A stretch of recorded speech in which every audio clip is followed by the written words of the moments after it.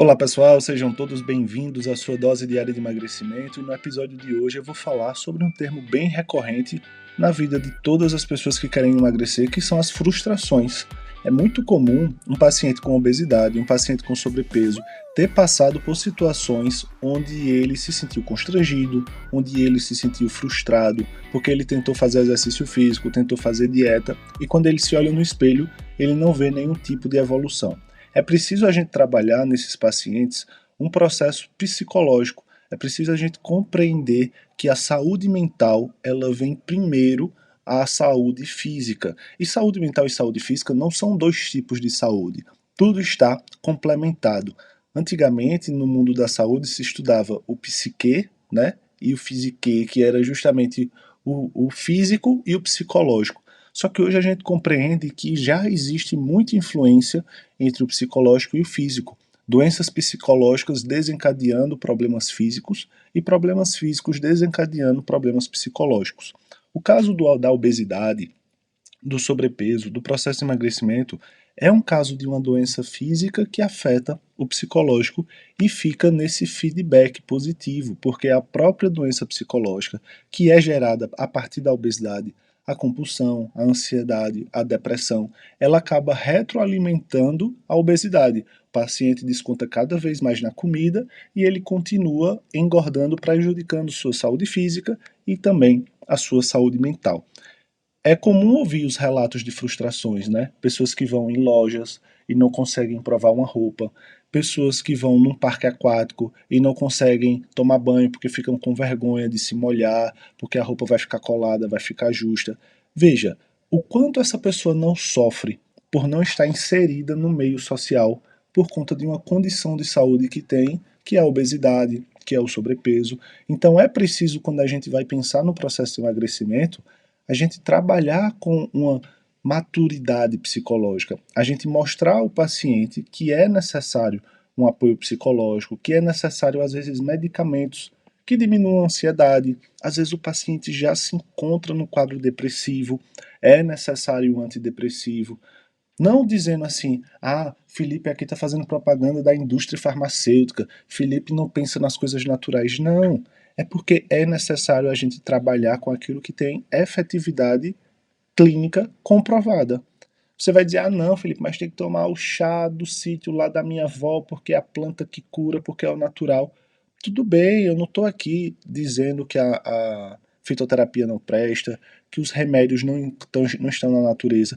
Só que, infelizmente, a gente não consegue comprovar cientificamente, porque para comprovar cientificamente tem que ter estudos robustos, né, onde um grupo placebo não utiliza nada, outro grupo duplo cego, totalmente randomizado, utiliza aquele produto, apenas o produto e de forma isolada tem que ter uma melhora, aí a gente consegue dizer que o produto sim, ele é eficaz. Mas, meu tio usou e melhorou. Infelizmente a gente não consegue pegar o que causou para o seu tio a melhora e reproduzir para o mundo todo. Meu pai usou, minha avó usou e agora tá boazinha. A gente não tem como dizer que foi aquele produto natural que ela achou ali no quintal de casa que ela usou e melhorou daquela doença, entende? Então, quando a gente fala em emagrecimento, a gente precisa ver o que é comprovadamente, clinicamente, científico, né, eficaz. A gente precisa compreender que existem medicamentos que vão atuar tanto no processo de emagrecimento, controlando a fome, por exemplo, sibutramina, semaglutida, eles agem no sistema nervoso central, diminuindo o apetite. A gente tem alguns outros medicamentos que são acessórios, por exemplo, o Orlistat.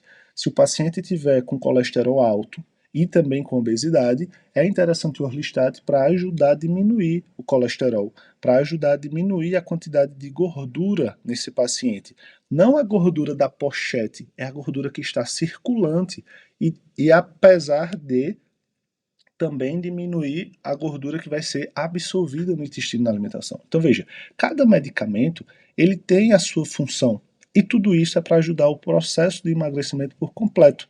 O paciente que está frustrado, ele já passou por problemas na família, passou por problemas no namoro, no casamento. Quantos pacientes não chegam para mim e dizem, Felipe, acabei meu casamento porque eu não consegui emagrecer. A minha esposa é toda magrinha, mas eu não estou conseguindo e ela quer quer separar, aí você vai dizer, separou só porque ele engordou. Não, mas isso também faz uma parte, porque o paciente com obesidade, ele já não tem a mesma disposição, ele já não tem a mesma libido, ele não tem a mesma força de vontade de uma pessoa mais jovem, mais magra, aí vai chegando aos 30, aos 40, aos 50, e isso vai cansando a relação.